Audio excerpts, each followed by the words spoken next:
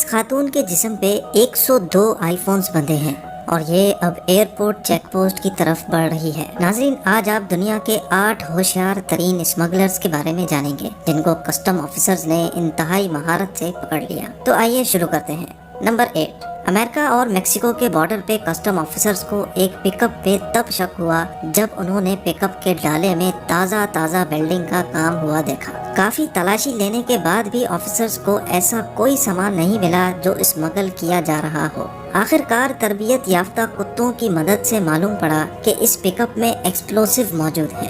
کئی گھنٹوں کی جدوجہد کے بعد معلوم پڑا کہ پک اپ کے ڈالے پہ نکلی فرش تھا جس کو ہٹایا گیا تو اس کے اندر سے machine guns, hand guns, magazines اور لاتعداد ایمونیشن برآمد ہوا۔ نمبر 7، ایک ویتنامی شخص امریکہ کے ایئرپورٹ پہ چیکنگ کے باوجود داخل ہو گیا، لیکن اس کے پاس کچھ تو تھا جس کی وجہ سے ایئرپورٹ آفیشلز کو شک ہوا۔ اگلے کاؤنٹر پہ اس کی دوبارہ سے چیکنگ کی گئی تو اس کی پینٹ سے 18 نایاب نسلوں کے سانگ برڈز برآمد ہوئے۔ اس شخص نے اسپیشل پاؤچ بنائے ہوئے تھے جس میں وہ زندہ پرندے لے کر جا رہا تھا۔ ان پرندوں کی قیمت تائیوان میں تو $20 ہے، لیکن USA میں یہ ایک پرندہ $1000 کا بکتا ہے۔ نمبر 6، آئی فون اسمگلرز کے لیے ہمیشہ سے ایک ہاٹ کیک رہا ہے۔ کسٹم آفیشلز نے ایئرپورٹ پہ ایک چائنیز خاتون کو پکڑا جس کے بازو اس کے جسم سے میچ نہیں کر رہے تھے۔ ایسا لگ رہا تھا کہ بازو کسی اور کے ہیں اور بقیہ جسم کسی اور کا۔ جب اس کو روک کر چیک کیا گیا تو اس خاتون کے پاس سے 102 آئی فونز برآمد ہوئے جو اس نے اپنے جسم پہ ٹیپ کر کے اوپر موٹے کپڑے پہن رکھے تھے جبکہ موسم بھی گرم تھا۔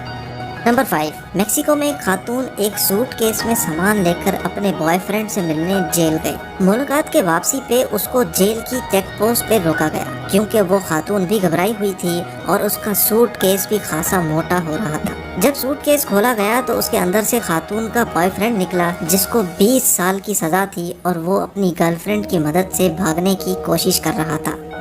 نمبر 4، ایک شخص ناروے کے ایئرپورٹ پہ لینڈ ہو کر کسٹم کی تمام چیک پوسٹ کراس کر کے بحفاظت ایئرپورٹ سے باہر نکلنے ہی والا تھا کہ ایک کسٹم آفیسر نے نوٹس کیا کہ اس شخص کی باڈی غیر معمولی طور پہ ہل رہی ہے۔ جب اس کی تلاشی لی گئی تو اس کے پاس سے 14 پائتھنز اور 10 نایاب نسل کی چپکلیاں برآمد ہوئیں جو اس نے اپنے پیٹ سے باندھ رکھی تھی۔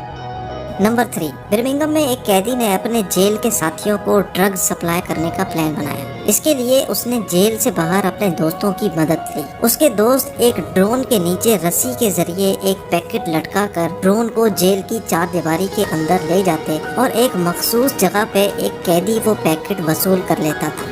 کئی مہینوں تک یہ کارروائی چلتی رہی لیکن جیل کے آفیسرز کو کانوں کان خبر نہ ہوئی۔ اتفاق سے ایک دن CCTV کیمرہ پہ ایک آفیسر نے ہوا میں ایک بیگ دیکھا اور کارروائی کر کے ڈرون اسمگلرز کو گرفتار کر لیا۔ ڈرون اسمگلرز نے یہ طریقہ استعمال کر کے 10 لاکھ پاؤنڈ کی ڈرگ سپلائی کی تھی۔ نمبر 2، انڈیا میں ایک جوڑا دبئی سے اپنے بچوں کے پیمپر میں 8 kg کے سونے کے بسکٹ ڈال کر لا رہے تھے جو ایئرپورٹ پہ چیکنگ کے دوران پکڑے گئے۔ اس سونے کی قیمت کم از کم بھی 124 کروڑ روپیوں کے برابر تھی۔